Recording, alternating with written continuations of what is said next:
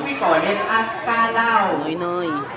O sila yung kalaw. Noy. See that big thing sitting on top of his feet? That is what we call a tap.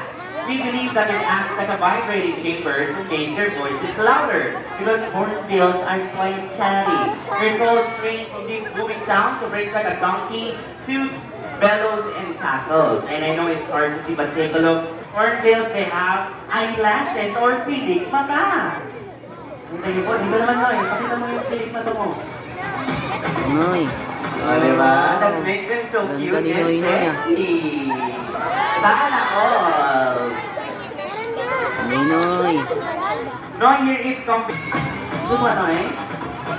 The banana, and it's big enough to catch meal in mid-air. What's this? Wow. Higher.